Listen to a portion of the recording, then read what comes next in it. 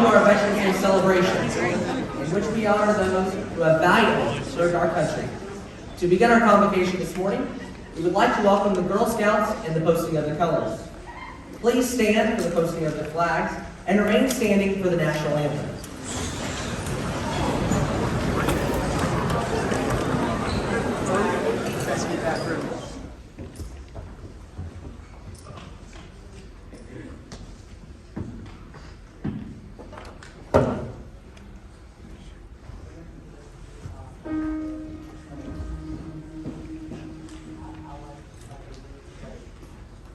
Oh, say, can you see by the dawn's early light what so proudly we hailed at the twilight's last gleaming, whose broad stripes and bright stars through the perilous fights o'er the ramparts we watched were so gallantly streaming, and the rockets' red glare, the bombs bursting in air, gave proof through the night that our flag was still there. Oh, say, does that star-spangled banner yet wave o'er the land of the free and the home of the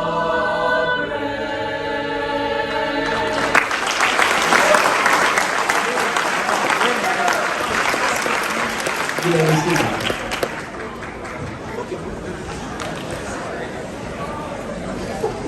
Today, I'm going to read a proclamation made by former President Bush. America was founded on the principles of liberty, opportunity, and justice for all.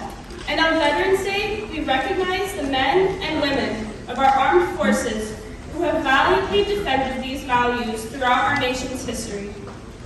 These remarkable individuals have helped to make our nation secure and to advance the cause of freedom worldwide. By answering the call of duty and risking their lives to protect their fellow countrymen, these patriots have inspired our nation with their courage, compassion, and dedication. There are currently more than 25 million living American veterans, many of whom put their lives on the line to preserve our freedoms. Our veterans served on the land, at sea, and in the air, from the shores of Omaha Beach and the jungles of Vietnam to the sands of the Persian Gulf, the mountains of Afghanistan, and many other battlefields around the globe. Through each of these challenges, the members of the Army, Navy, Air Force, Marines, and Coast Guard have protected our country and liberated millions of people around the world from the threats of tyranny and terror. Our proud veterans have also helped to shape the American character. They have given us an extraordinary legacy of patriotism and honor, and their service represents the highest form of citizenship. On the observance of Veterans Day in 1954, President Dwight D. Eisenhower called on all citizens to not only remember the sacrifices of all those who fought so valiantly, but also to rededicate themselves to the task of promoting and enduring peace. Today, more than 50 years later, we remember the dedication of our veterans and resolve ourselves to upholding their legacy of justice, liberty, and opportunity for all.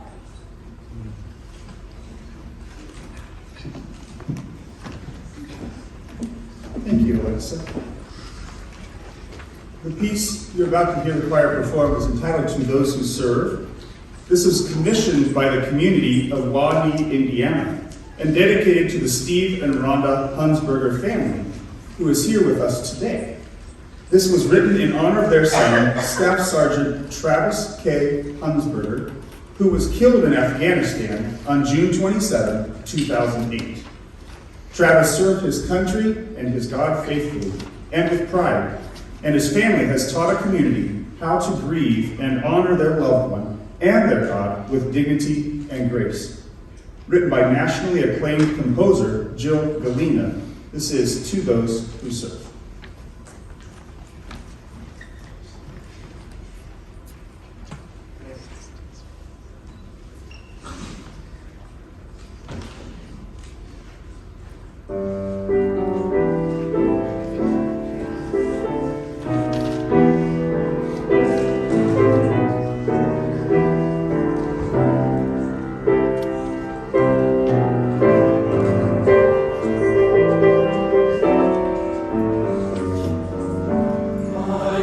country, 'tis of thee. Sweet land of liberty, To thee we sing, to thee we sing. to those who serve the free.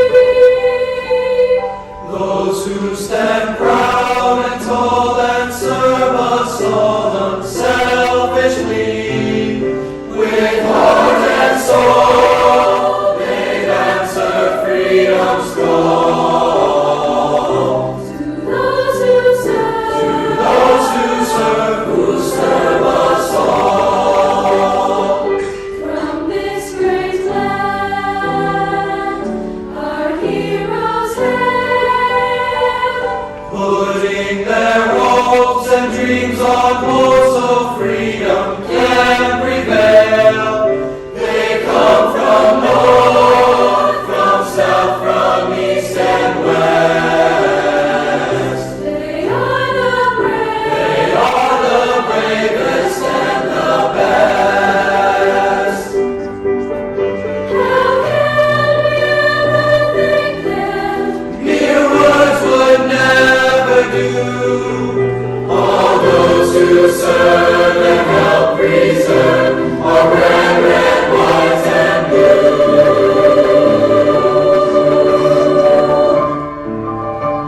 To those who serve, My country, 'tis of thee. hear us Sweet song. land of liberty. Holding all that we hold near and dear, they To live in thee we sing, they taught us all what truth and strength should be.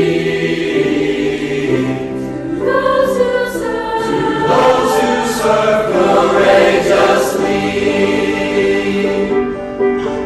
How can we ever thank them?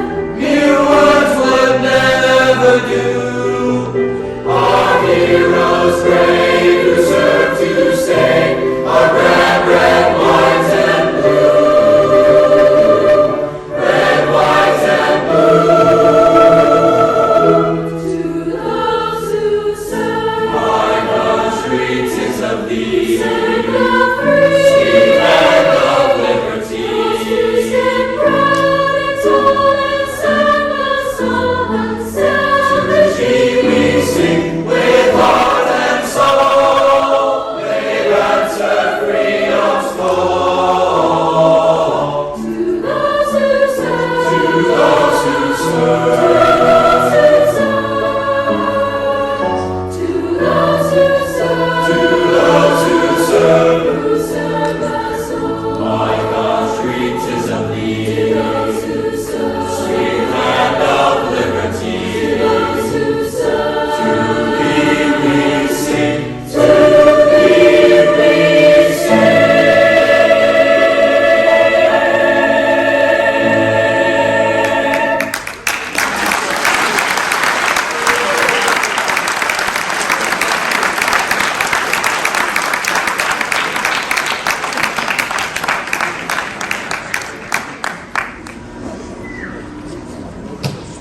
Our guest speaker today is Mr. Steve Hunsberger. Mr. Hunsberger is going to speak to us today about losing a veteran extremely close to his heart, his son, Travis. Please join me in welcoming Mr. Hunsberger. Mr. Hunsberger, welcome to Wabash High School.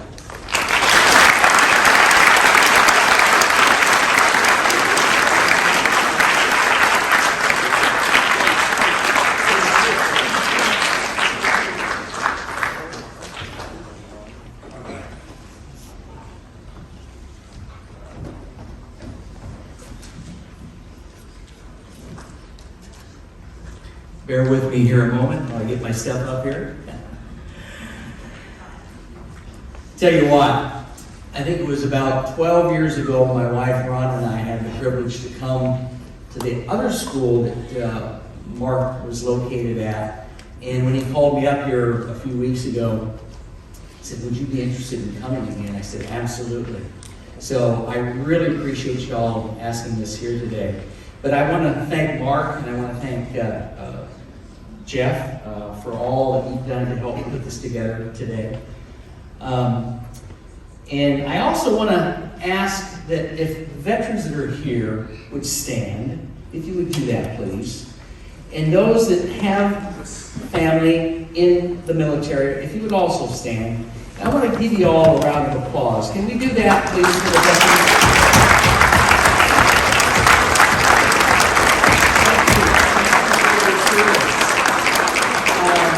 And this is I love the wife, Rhonda, down here in the front. Rhonda, would you stand? Give her a round of applause, please.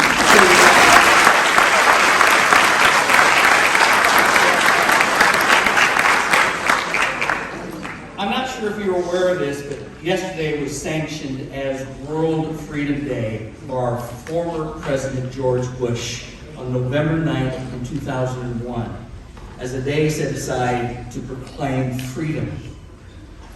On this day, November 9th, in 1989, the momentous event in history took place when the Berlin Wall was abolished, the wall that separated families and communities for almost 3 decades. Today marks the rise of democracy and freedom and the fall of communism in Eastern Europe. Unfortunately, freedom is still under that threat today. Many seek power and control over entire nations, inciting violence and manipulating economic sectors. Motive-driven tyrants exist, and World Freedom Day recognizes the need to ensure freedom for everyone. In many parts of the world, freedom is something that is taken for granted. The freedom to choose any religion we want, or no religion at all. The freedom to be in relationship with the person we love. The freedom to travel. The list goes on, and unfortunately there are many, many places in the world where these freedoms are not available to most people. We're forced to live empty, unfulfilling lives. And if they rebel, their rulers of their countries have them thrown in jail or worse.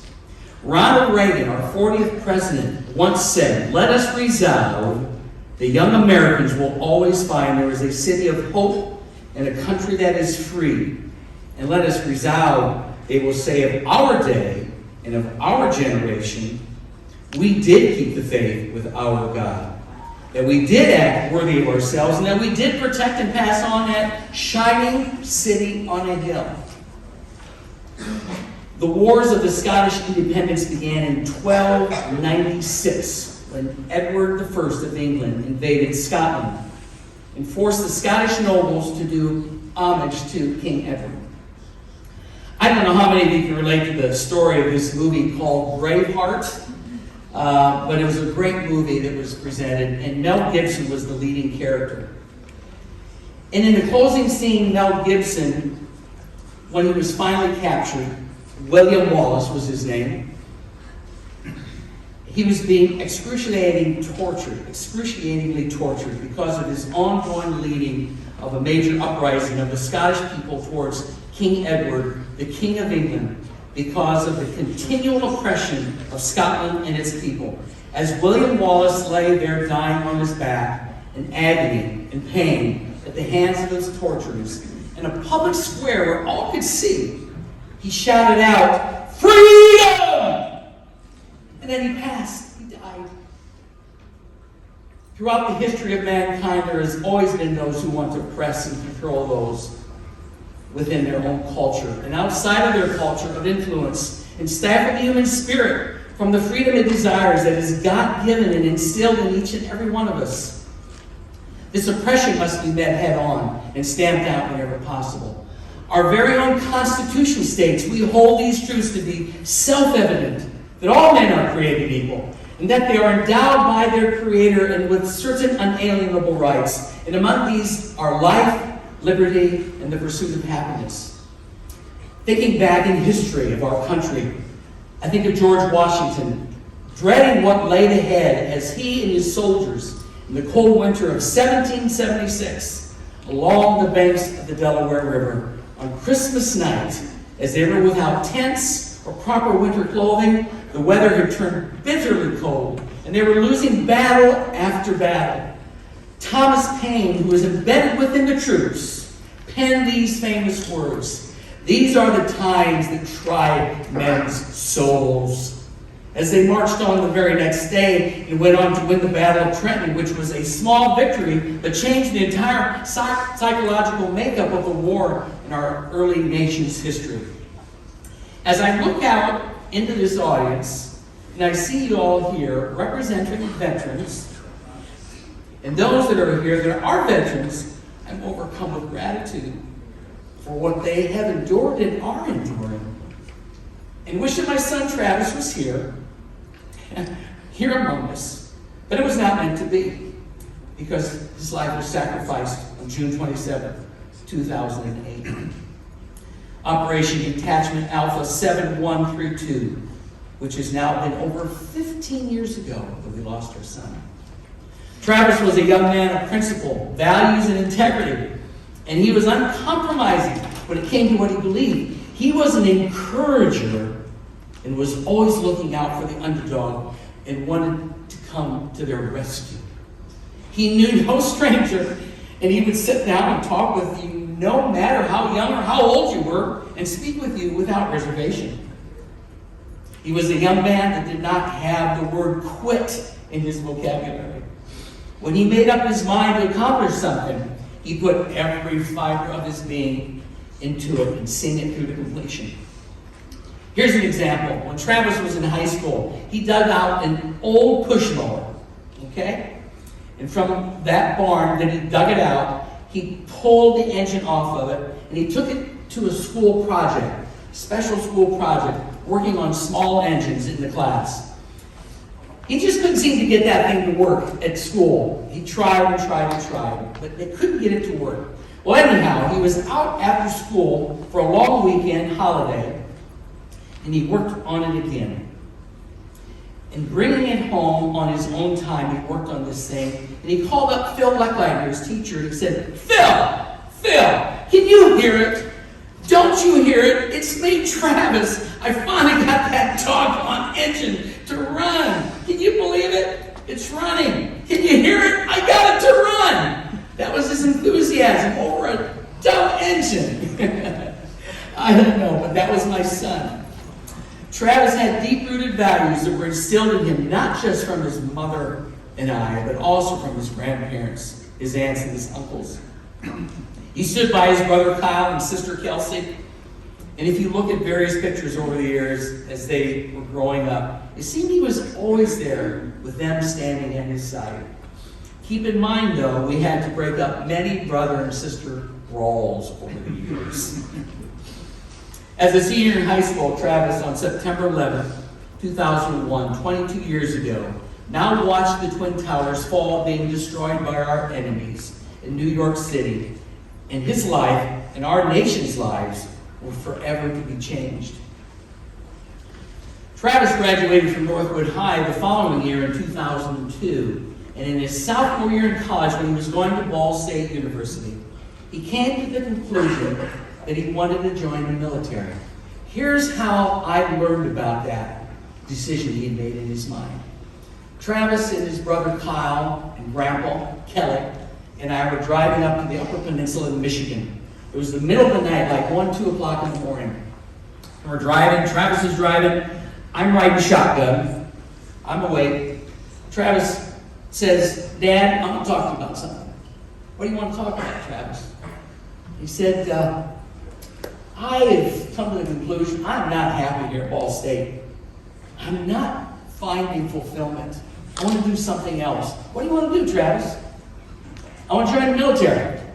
Oh, okay. Well, what do you want to do? Well, I want to be in the Army. Okay.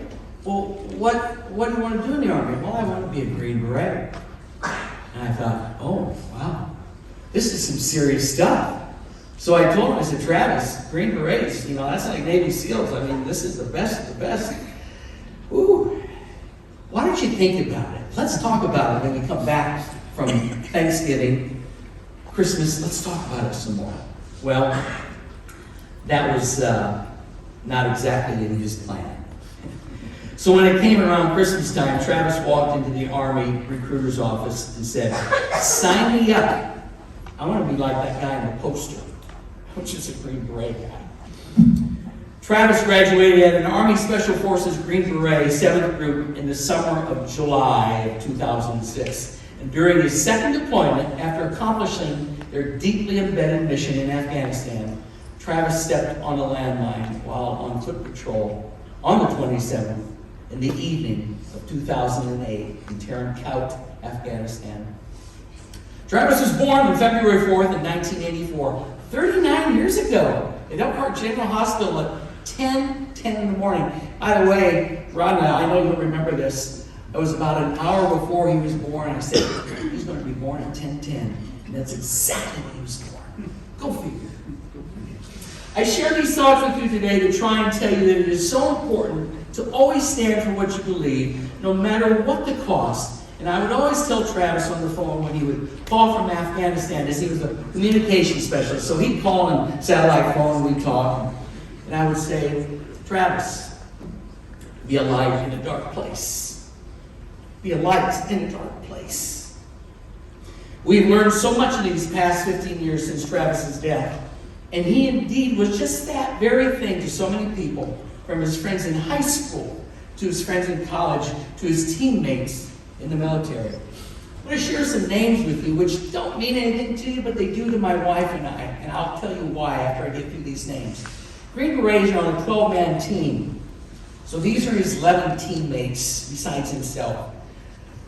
Sergeant Major Robert Loudon, Master Sergeant Mike Watson, Special Forces, Staff Sergeant First Class Raymond Pereira, Staff Sergeant Christopher Sheeline, Staff Sergeant Ron Gray, Captain Patrick Mather, Staff Sergeant Dave Pavlik, Staff Sergeant Brian DeResta, Sergeant First Class Brian Smearman, Master Sergeant Antonio Gonzalez, Staff Sergeant Luis Morales.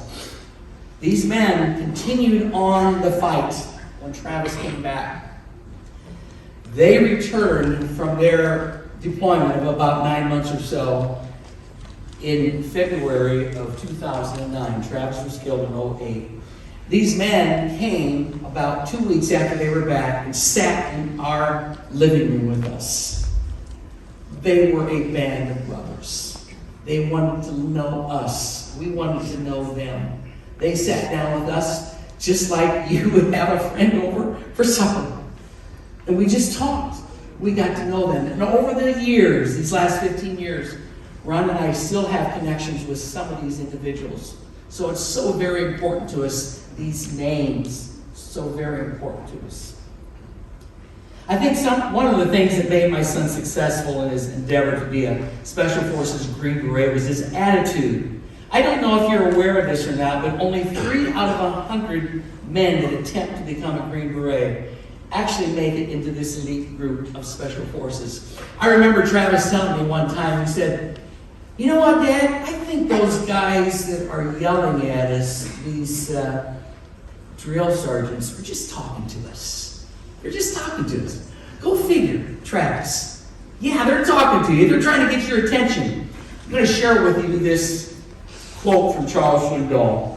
"The longer I live, the more I realize the impact of attitude on life. Attitude to me is more important than facts. It's more important than the past, than education. It's more important than money, than circumstances, than failures, than successes. It's more important than what people think or say or do. It is more important than appearance, giftedness, or skill. It will make or break a company, a church, a home. The remarkable thing is we have a choice every day regarding the attitude we will embrace for that day. We cannot change our past. We cannot change the fact that the only one thing that we can play on is the one string that we have, and that is our attitude.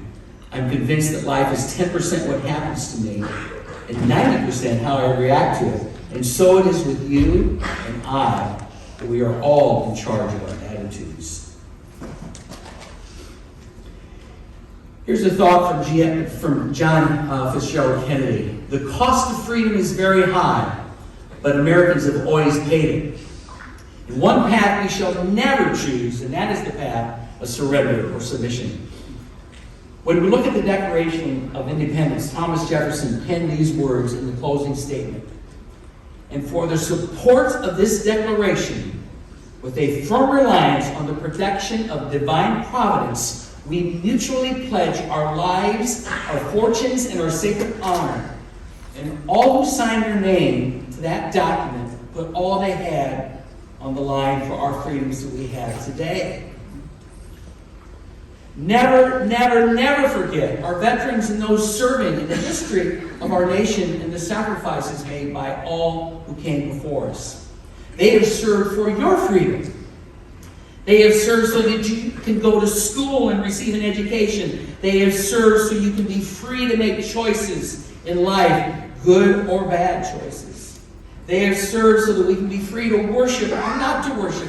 They have served so that we can be a part of a family and laugh and cry and play and make special memories with our moms and our dads and our brothers and sisters, our grandpas and our grandfathers, and our aunts and our uncles and cousins. They have served so that you can be safe and be able to go from place to place, from day to day in our surrounding communities in our country. They have served so you can grow up free. They have served so that you have the right to vote and have an impact on the future of our nation's direction. They have served so that you might be able to serve others. They have served so that you are free to work hard and establish yourself in our free market enterprise society. You are here at this time and place in our nation's history for a God-given purpose higher than yourself. So consider what you do with your life and contribute to your family, community, and country. You're not here just to serve yourself and to receive benefits from the sacrifice and hard work of others because you think you are entitled to it. I'm going to leave these closing thoughts for you to consider. Who are you? And what are you prepared to do to make a positive difference in the situations that you find yourself in life? I'm going to share this last scripture with you from Psalms 121. I look up to the mountains. Does my help come from there? My help comes from the Lord, who made heaven and earth. He will not let you stumble. The one who watches over you will not slumber. Indeed, he who watches over Israel never slumbers or sleeps.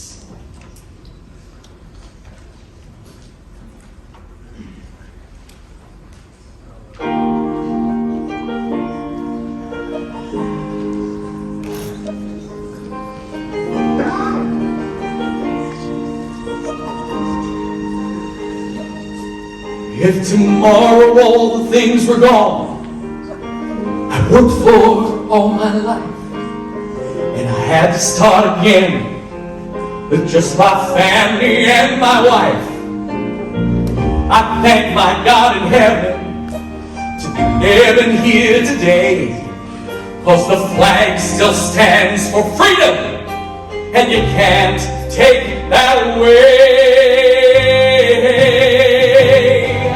And I'm proud to be an American, where at least I know I'm free.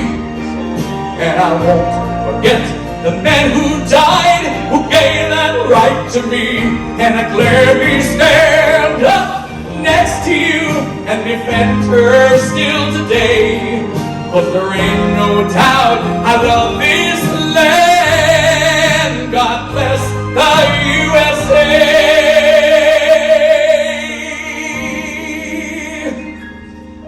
From the lakes of Minnesota to the hills of Tennessee, and across the plains of Texas, and from sea to shining sea, from Detroit down to Houston, and from New York to LA. But there's still pride in so many American hearts that it's time we stand and say, stand with me.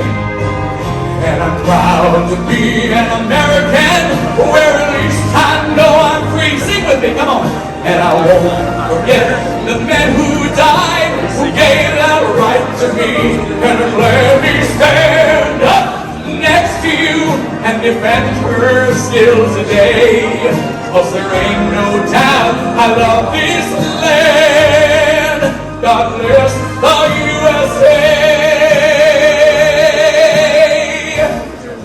And I'm proud to be an American, where at least peace and love and freedom. And I won't forget the men who died, who gave their right to me. And I gladly stand up next to you and defend her still today. 'Cause there ain't no doubt I love this land. God bless the USA. God bless the USA.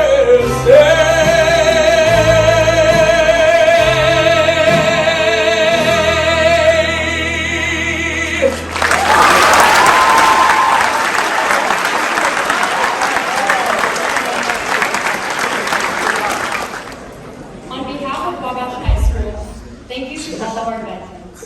Your committed devotion and dedicated service to our country, protect the freedoms that we enjoy today, deserve to be recognized and honored. You will always have our lasting thanks and gratitude.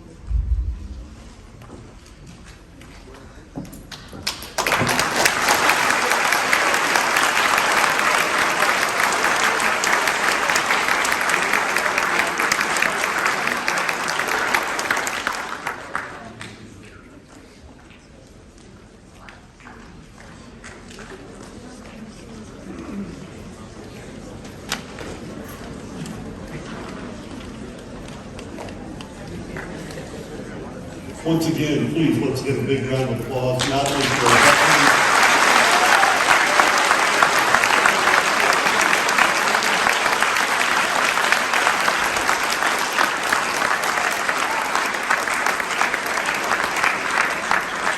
but also a round of applause and thank you, Mr. Huntsberger and his wife, for sharing today.